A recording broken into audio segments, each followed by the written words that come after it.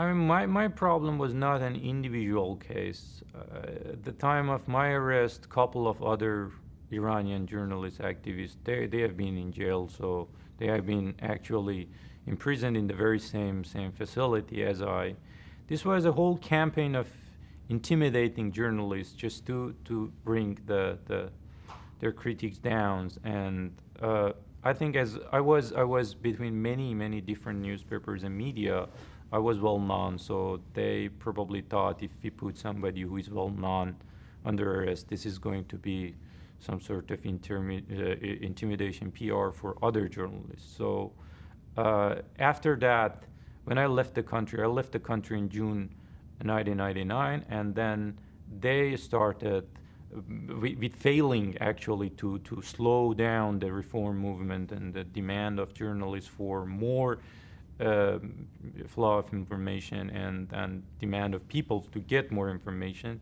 They started a mass arrest campaign. In one day, they shut down, with the direct order of public order of Supreme Leader, Mr. Khamenei, they shut down something like 50 newspapers a single day.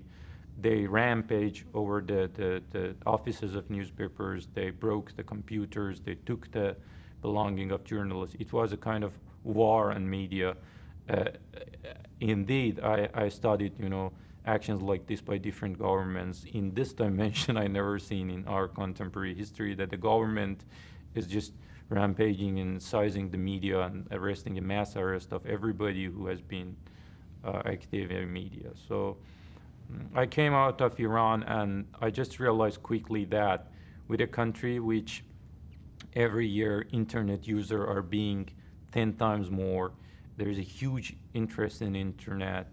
The best thing to do is establishing a political website. I wrote in 1998, 1999, after I left Iran, I wrote the very first political articles online. There has been never any political article in Persian before my article. And then 2 years after that, there was in the very same website 4,000 political articles. Journalists in Iran, they got their own email address, and we are talking about 1999, not 2005.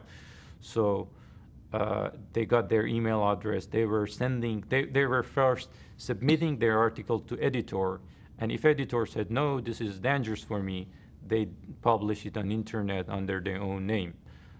Sometimes using a pseudonym, but sometimes even under their own name. By 2000, from 2002 to 2002, I can say 50% of the whole news and media analysis is political articles. They were on internet, and internet became some sort of a new media for people involved in politics and people interested in politics. And it caused, in my opinion, it caused a vast change in Iran. It really changed the aspect of Iranian society. There were a lot of groups. They were never able to come close to us when I was into reform movement newspaper. We could not conduct any sort of interview with people of religious minorities, with especially Jewish people or Baha'is. They were like the biggest taboo. With start beginning of internet, they could say we exist, and they became part of a contemporary daily Iranian political discourse. People recognize them. They do exist.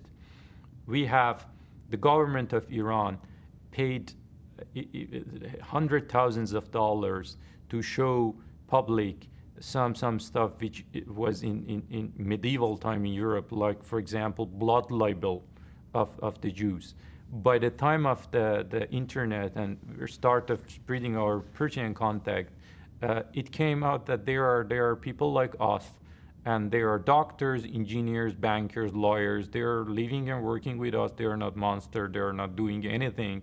Right? Actually, they are good for humanity. So this was when I first wrote an article with the name of Nobel Prize winners in physics, in chemistry, in medicine, and I said, something like half of these people are from Jewish background. This was a bomb for Persian public. They could never imagine that a person from Jewish confession can do something good for humanity.